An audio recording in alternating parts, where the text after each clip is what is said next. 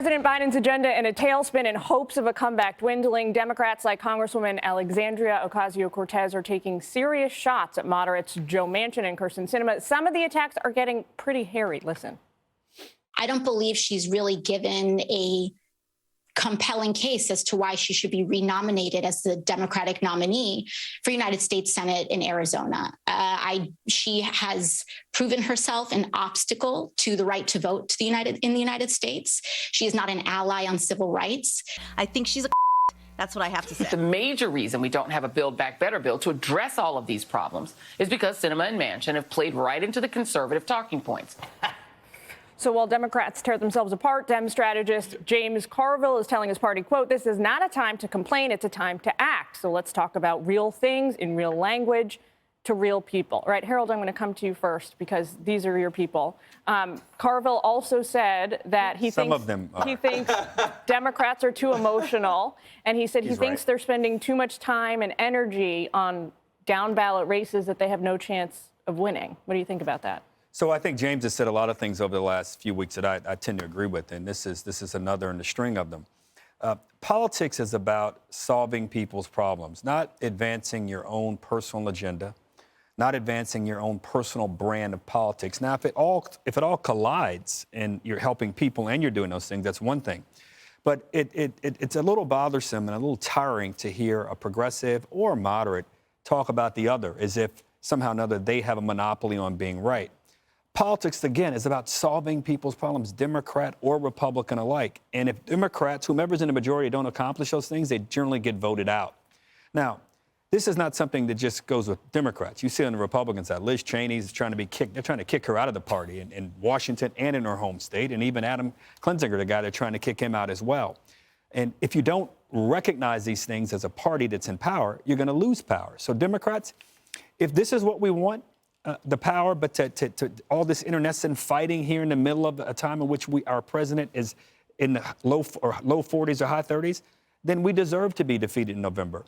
If we're serious about having a majority, then behave like it. Pass things that are going to solve people's problems, from the border to crime to inflation.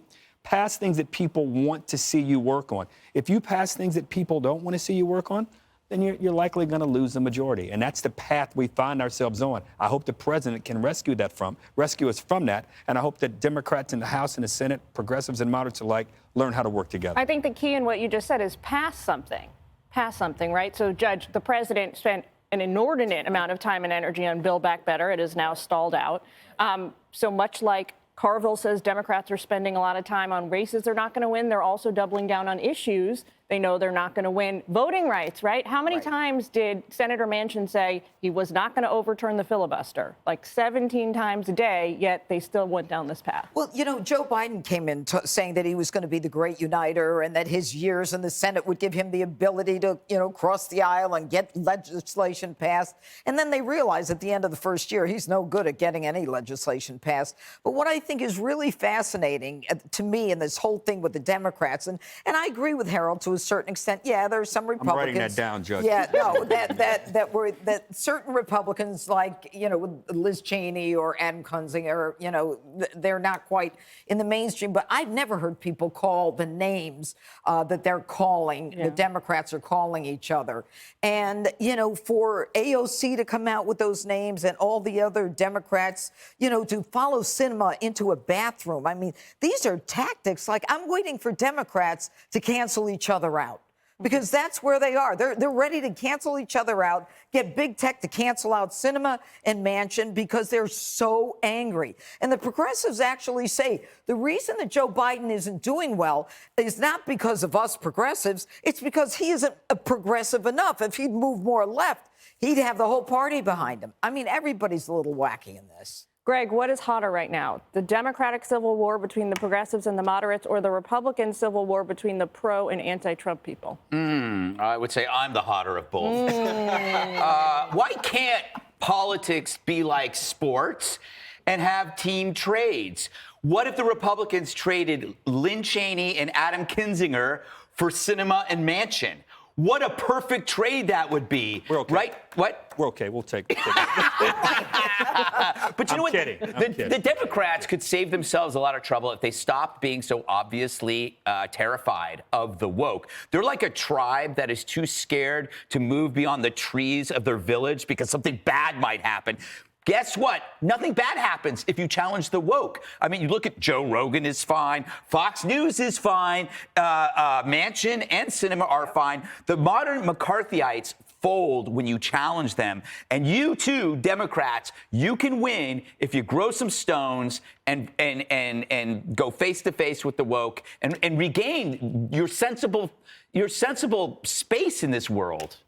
That's my advice to you. Thank you. I appreciate it. Yes. The producer is telling me I have to let you have a word. Oh, you. So here, please. Oh, okay. Do you want to ask me about Joy Reid's dress? No! Actually, that was amazing. Was it yellow? It was I yellow. couldn't tell. Was it yellow or not? It was Yes, yellow. It was yellow, wasn't I it? think it was Are yellow. you allowed to comment on Sunshine. people's attire? He I does didn't. it all the I thought time. you I were didn't not. comment. I asked if you had a question about that, and I was going to say no. Also, AOC's backsplash, I expected more. That was that Pottery Barn? I don't know. I thought she was like kind of edgy and slick. That was like, I could have done that. I just want to know what happens when Sinema and AOC see each other in the ladies' room at the Capitol.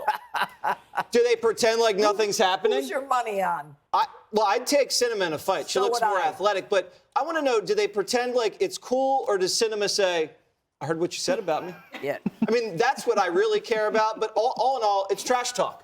Does AOC have a strategy? What is she going to go and find a quality primary candidate in Arizona and just heap on a bunch of dough into the war chest and then primary Sinema and then have enough money left over to beat the Republican candidate? I mean, she doesn't have that strategy. She's not a tactician. Nancy's the tactician. Nancy She's just a Well, live she doesn't wire. have the political power. No, right? she's You know. a fringe blue candidate in a deep blue district with a lot of grassroots fundraising appeal. That's it. But what has That's she it. done? And a bad pottery, I was going to close on in a Pottery Barn backdrop. There Come you on, go. Pottery Barn, AOC, let's go. All right, we got to go. Hey, Sean Hannity here. Hey, click here to subscribe to Fox News YouTube page and catch our hottest interviews and most compelling analysis. You will not get it anywhere else.